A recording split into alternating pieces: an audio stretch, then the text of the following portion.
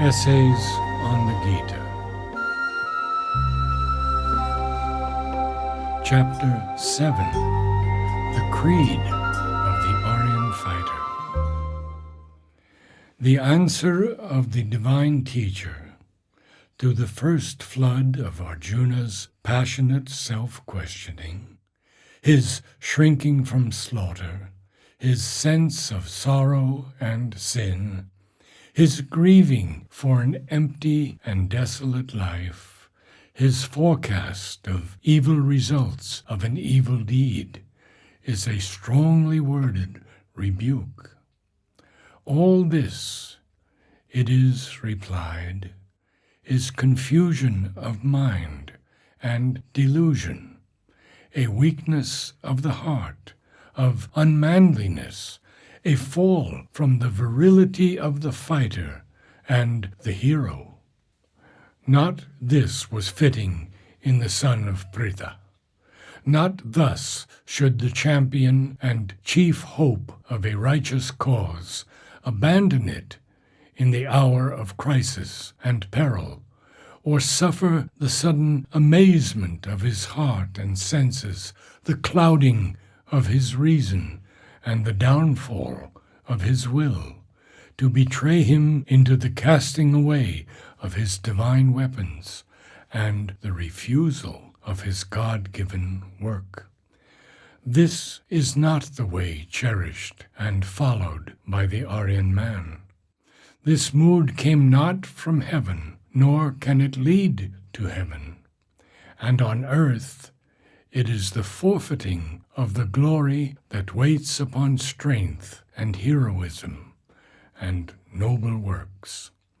Let him put from him this weak and self-indulgent pity. Let him rise and smite his enemies. The answer of a hero to a hero, shall we say, but not that which we should expect from a divine teacher, from whom we demand rather that he shall encourage always gentleness and saintliness and self-abnegation, and the recoil from worldly aims and cessation from the ways of the world? The Gita expressly says that Arjuna has thus lapsed into unheroic weakness.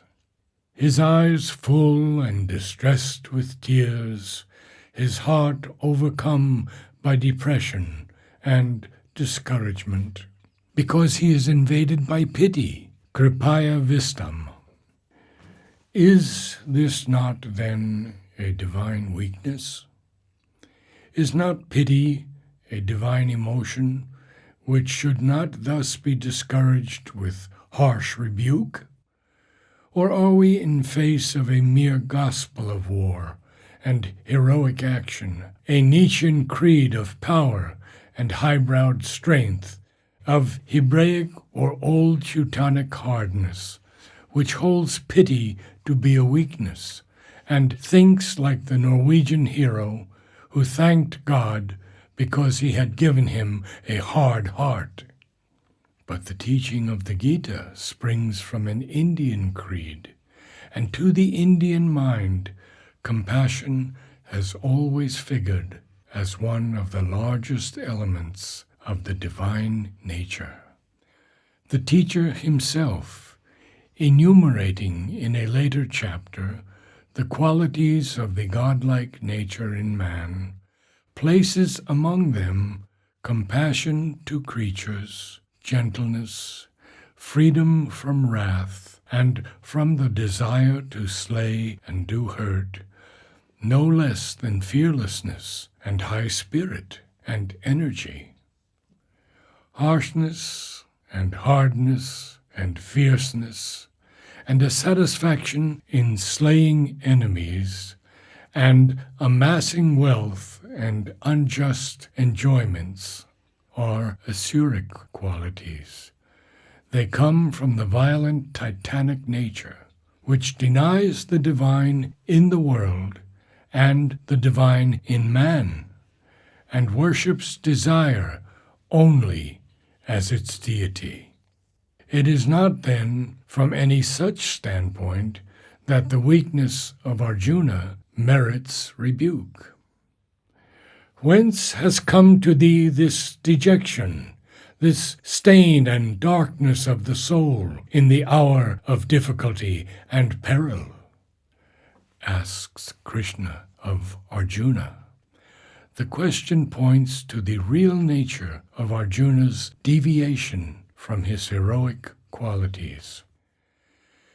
There is a divine compassion which descends to us from on high, and for the man whose nature does not possess it, is not cast in its mold, to pretend to be the superior man, the master man, or the superman, is a folly and an insolence, for he alone is the superman who most manifests the highest nature of the Godhead in humanity.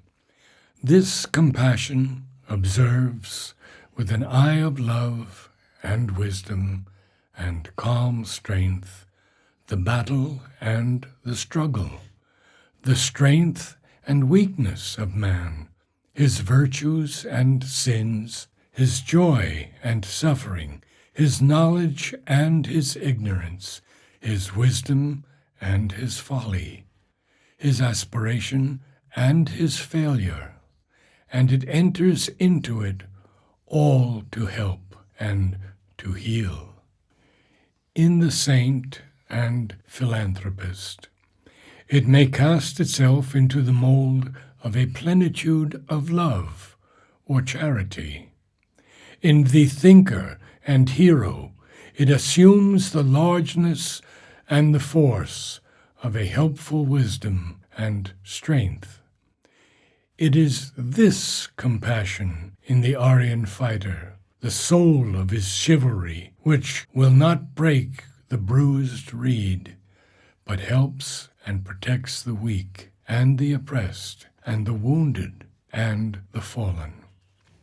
But it is also the divine compassion that smites down the strong tyrant and the confident oppressor, not in wrath and with hatred, for these are not the high divine qualities, the wrath of God against the sinner, God's hatred of the wicked, or the fables of half-enlightened creeds, as much a fable as the eternal torture of the hells they have invented, but as the old Indian spirituality clearly saw, with as much love and compassion for the strong Titan, erring by his strength and slain for his sins, as for the sufferer and the oppressed who have to be saved from his violence and injustice.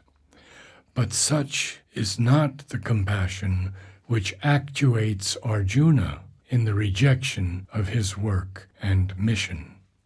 That is not compassion, but an impotence full of a weak self-pity, a recoil from the mental suffering which his act must entail on himself. I see not what shall thrust from me the sorrow that dries up the senses. And of all things, self-pity is among the most ignoble and un-Aryan of moods. Its pity for others is also a form of self-indulgence.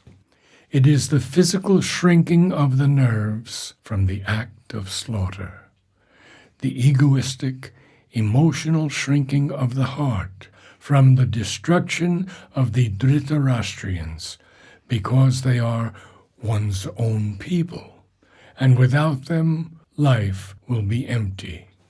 This pity is a weakness of the mind and senses, a weakness which may well be beneficial to men of a lower grade of development, who have to be weak because otherwise they will be hard and cruel, for they have to cure the harsher by the gentler form of sensational egoism. They have to call in tamas, the Dibal principle, to help sattva, the principle of light, in quelling the strength and excess of their rajasic passions. But this way is not for the developed Aryan man, who has to grow not by weakness, but by an ascension from strength to strength. Arjuna is the divine man, the master man in the making, and as such, he has been chosen by the gods. He has a work given to him. He has God beside him in his chariot. He has the heavenly bow Gandiva in his hand.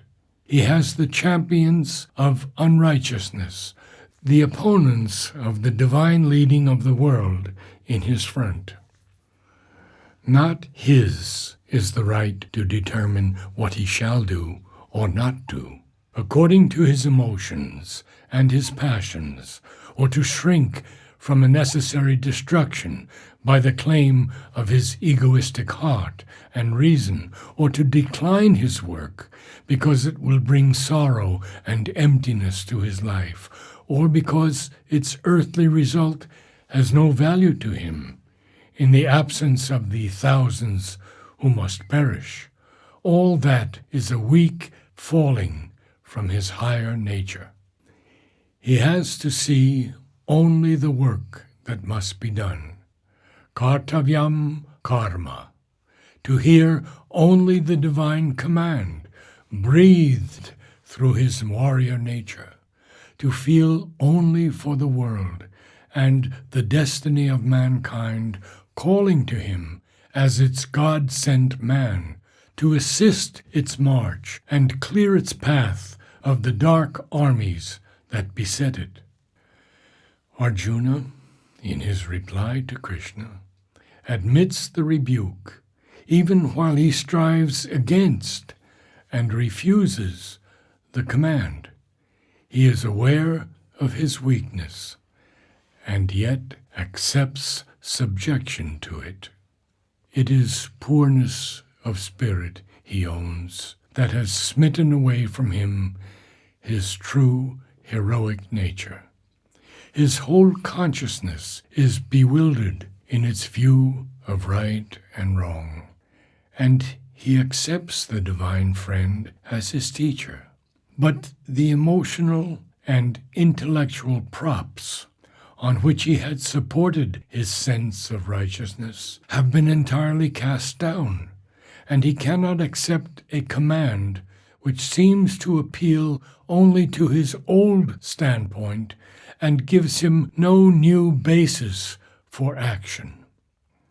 He attempts still to justify the refusal of the work, and puts forward in its support the claim of his nervous and sensational being, which shrinks from the slaughter with its sequel of blood-stained enjoyments, the claim of his heart, which recoils from the sorrow and emptiness of life that will follow his act, the claim of his customary moral notions, which are appalled by the necessity of slaying his gurus, Bhishma and Drona, the claim of his reason, which sees no good but only evil results of the terrible and violent work assigned to him. He is resolved that on the old basis of thought and motive he will not fight, and he awaits in silence the answer to objections that seem to him unanswerable. It is these claims of Arjuna's egoistic being that Krishna sets out first to destroy, in order to make place for the higher law, which shall transcend all egoistic motives of action. The answer of the teacher proceeds upon two different lines. First, a brief reply founded upon the highest ideas of the general Aryan culture, in which Arjuna has been educated. Secondly, another and larger, founded on a more intimate knowledge, opening into deeper truths of our being, which is the real starting point of the teaching of the Gita. The first answer relies on the philosophic and moral conceptions of the Vedantic philosophy and the social idea of duty and honor, which formed the ethical basis of Aryan society. Arjuna has sought to justify his refusal on ethical and rational grounds, but he has merely cloaked by words of apparent rationality the revolt of his ignorant and unchastened emotions. He has spoken of the physical life and the death of the body as if these were the primary realities, but they have no such essential value to the sage and the thinker. The sorrow for the bodily death of his friends and kindred is a grief to which wisdom and the true knowledge of life lend no sanction. The enlightened man does not mourn either for the living or the dead, for he knows that suffering and death are merely incidents in the history of the soul. The soul, not the body, is the reality. All these kings of men, for whose approaching death he mourns, have lived before. They will live again in the human body. For as the soul passes physically through childhood and youth and age, so it passes on to the changing of the body. The calm and wise mind, the dhira, the thinker who looks upon life steadily and does not allow himself to be disturbed and blinded by his sensations and emotions, is not deceived by material appearances. He does not allow the clamor of his blood and his nerves and his heart to cloud his judgment or to contradict his knowledge. He looks beyond the apparent facts of the life of the body and senses to the real fact of his being, and rises beyond the emotional and physical desires of the ignorant nature to the true and only aim of the human existence. What is that real fact, that highest aim? This, that human life and death, repeated through the eons in the great cycles of the world, are only a long progress by which the human being prepares and makes himself fit for immortality. And how shall he prepare himself? Who is the man that is fit? The man who rises above the conception of himself as a life and a body, who does not accept the material and sensational touches of the world at their own value, or at the value which the physical man attaches to them, who knows himself and all as souls, learns himself to live in his soul and not in his body, and deals with others too as souls and not as mere physical beings. For by immortality is meant not the survival of death, that is already given to every creature born with a mind, but the transcendence of life and death. It means that ascension by which man ceases to live as a mind-informed body and lives at last as a spirit and in the spirit. Whoever is subject to grief and sorrow, a slave to the sensations and emotions, occupied by the touches of things transient, cannot become fit for immortality.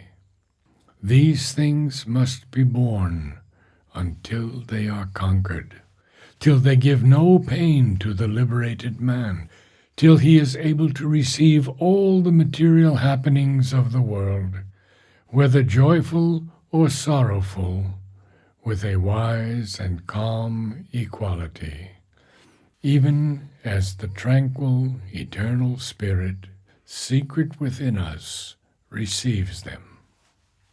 To be disturbed by sorrow and horror, as Arjuna has been disturbed, to be deflected by them from the path that has to be traveled, to be overcome by self-pity and intolerance of sorrow, and recoil from the unavoidable and trivial circumstance of the death of the body, this is un-Aryan ignorance.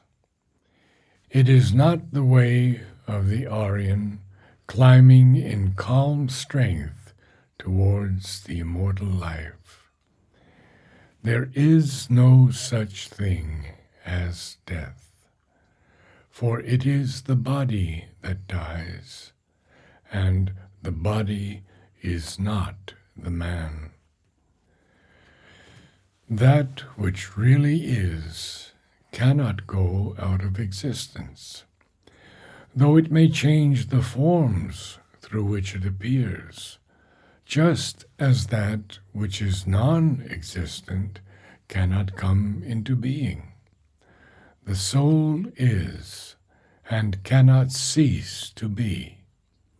This opposition of is and is not, this balance of being and becoming, which is the mind's view of existence, finds its end in the realization of the soul as the one imperishable self by whom all this universe has been extended. Finite bodies have an end, but that which possesses and uses the body is infinite, illimitable, eternal, indestructible.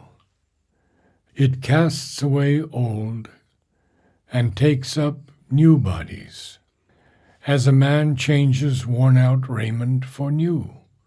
And what is there in this to grieve at and recoil and shrink?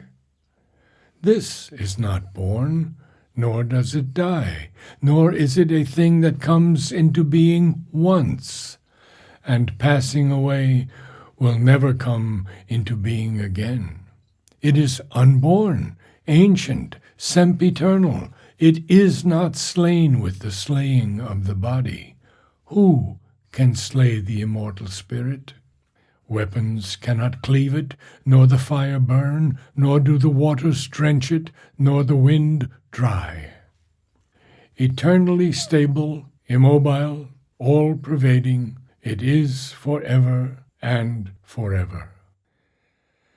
Not manifested like the body, but greater than all manifestation, not to be analyzed by the thought, but greater than all mind, not capable of change and modification, like the life and its organs and their objects, but beyond the changes of mind and life and body, it is yet the reality which all these strive to figure. Even if the truth of our being were a thing less sublime, vast, intangible by death and life, if the self were constantly subject to birth and death, still the death of beings ought not to be a cause of sorrow. For that is an inevitable circumstance of the soul's self-manifestation. Its birth is an appearing out of some state in which it is not non-existent, but unmanifest to our mortal senses. Its death is a return to that unmanifest world or condition, and out of it will again appear in the physical manifestation. The to-do made by the physical mind and senses about death and the horror of death, whether on the sickbed or the battlefield, is the most ignorant of nervous clamors. Our sorrow for the death of men is an ignorant grieving for those for whom there is no cause to grieve, since they have neither gone out of existence nor suffered any painful or terrible change of condition, but are beyond death no less in being and no more unhappy in circumstance than in life. But in reality, the higher truth is the real truth. All are that self, that one, that divine, whom we look on and speak and hear of as the wonderful beyond our comprehension. For after all our seeking and declaring of knowledge and learning from those who have knowledge, no human mind has ever known this absolute. It is this which is here veiled by the world, the master of the body. All life is only its shadow. The coming of the soul into physical manifestation and our passing out of it by death is only one of its minor movements. When we have known ourselves as this, then to speak of ourselves as slayer or slain is an absurdity. One thing only is the truth in which we have to live. The eternal manifesting itself as the soul of man in the great cycle of its pilgrimage, with birth and death for milestones, with worlds beyond as resting places, with all the circumstances of life, happy or unhappy, as the means of our progress and battle and victory, and with immortality as the home to which the soul travels. Therefore, says the teacher, put away this vain sorrow and shrinking. Fight, O son of Bharata. But wherefore such a conclusion? This high and great knowledge, this strenuous self-discipline of the mind and soul, by which it is to rise beyond the clamor of the emotions and the cheat of the senses to true self-knowledge, may well free us from grief and delusion. It may well cure us of the fear of death and the sorrow for the dead. It may well show us that those whom we speak of as dead are not dead at all, nor to be sorrowed for, since they have only gone beyond. It may well teach us to look undisturbed upon the most terrible assaults of life, and upon the death of the body as a trifle. It may exalt us to the conception of all life's circumstances as a manifestation of the One, and as a means for our souls to raise themselves above appearances by an upward evolution until we know ourselves as the immortal spirit. But how does it justify the action demanded of Arjuna and the slaughter of Kurukshetra? The answer is that this is the action required of Arjuna in the path he has to travel. It has come inevitably in the performance of the function demanded of him by his svardhama, his social duty, the law of his life, and the law of his being.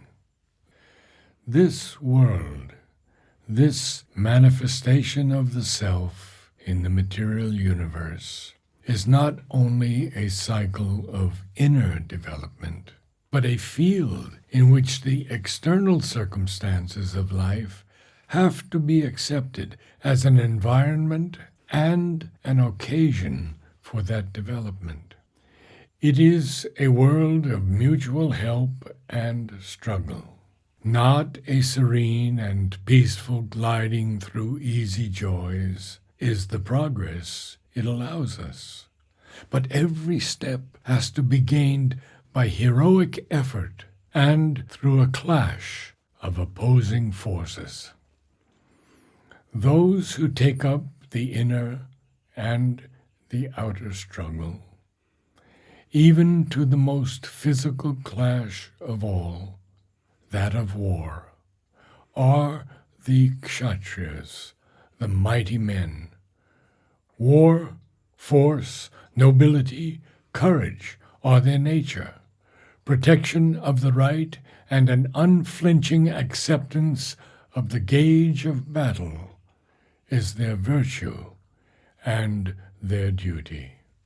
For there is continually a struggle between right and wrong, justice and injustice, the force that protects and the force that violates and oppresses.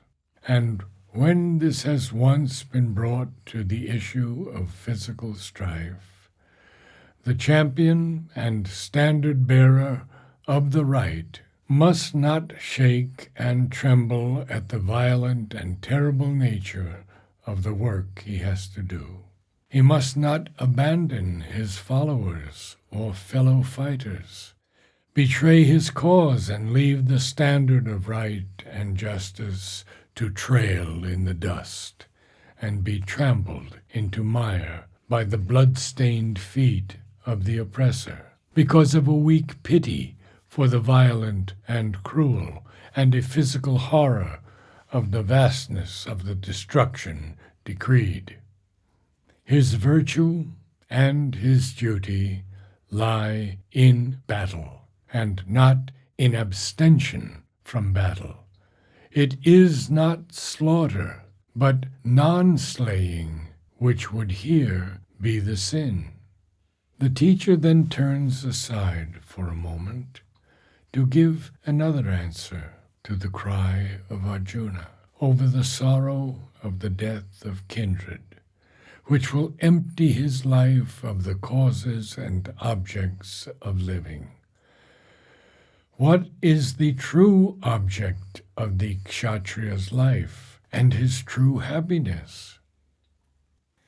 Not self-pleasing and domestic happiness, and a life of comfort and peaceful joy with friends and relatives, but to battle for the right is his true object of life, and to find a cause for which he can lay down his life, or by victory win the crown and glory of the hero's existence, is his greatest happiness.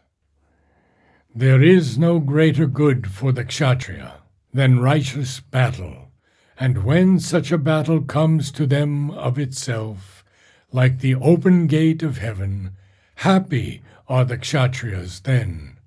If thou doest not this battle for the right, then thou hast abandoned thy duty and virtue and thy glory, and sin shall be thy portion.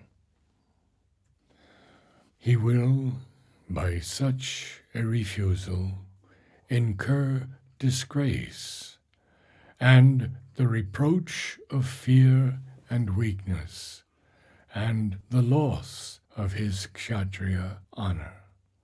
For what is worst grief for a kshatriya? It is the loss of his honor, his fame, his noble station among the mighty men, the men of courage and power. That to him is much worse than death. Battle, courage, power, rule, the honor of the brave, the heaven of those who fall nobly, this is the warrior's ideal. To lower that ideal, to allow a smirch to fall on that honor, to give the example of a hero among heroes, whose action lays itself open to the reproach of cowardice and weakness, and thus to lower the moral standard of mankind, is to be false to himself and to the demand of the world on its leaders and kings. Slain, thou shalt win heaven.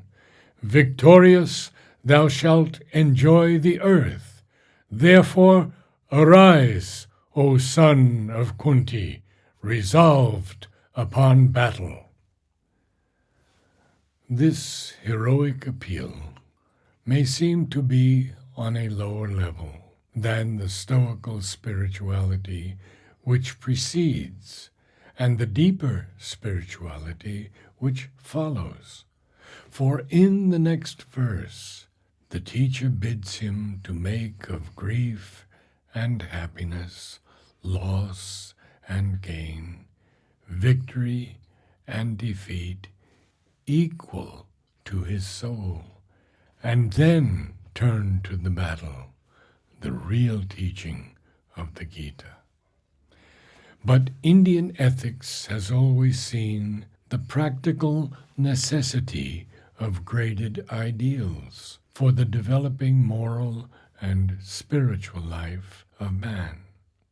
The kshatriya ideal, the ideal of the four orders, is here placed in its social aspect, not as afterwards in its spiritual meaning. This, says Krishna, in effect, is my answer to you if you insist on joy and sorrow and the result of your actions as your motive of action. I have shown you in what direction the higher knowledge of self and the world points you. I have now shown you in what direction your social duty and the ethical standard of your order point you. Svardharmam api sa veksya. Whichever you consider, the result is the same. But if you are not satisfied with your social duty and the virtue of your order, if you think that leads you to sorrow and sin, then I bid you to rise to a higher and not sink to a lower ideal. Put away all egoism from you. Disregard joy and sorrow. Disregard gain and loss and all worldly results. Look only at the cause you must serve and the work that you must achieve by divine command. So thou shalt not incur sin. Thus Arjuna's plea of sorrow, his plea of the recoil from slaughter, his plea of the sense of sin, his plea of the unhappy results of his action, are answered according to the highest knowledge and ethical ideals, to which his race and age had attained. It is the creed of the Aryan fighter. Know God, it says. Know thyself. Help man. Protect the right. Do without fear or weakness or faltering thy work of battle in the world. Thou art the eternal and imperishable Spirit. Thy soul is here on its upward path to immortality. Life and death are nothing. Sorrow and wounds and suffering are nothing, for these things have to be conquered and overcome. Look not at thy own pleasure and gain and profit, but above and around, above at the shining summits to which thou climbest, around at this world of battle and trial, in which good and evil, progress and retrogression are locked in stern conflict. Men call to thee, their strong man, their hero, for help. Help then, fight. Destroy, when by destruction the world must advance. But hate not that which thou destroyest. Neither grieve for all those who perish. Know everywhere the one self, know all to be immortal souls, and the body to be but dust. Do thy work with a calm, strong, and equal spirit. Fight and fall nobly or conquer mightily. For this is the work that God and thy nature have given thee to accomplish.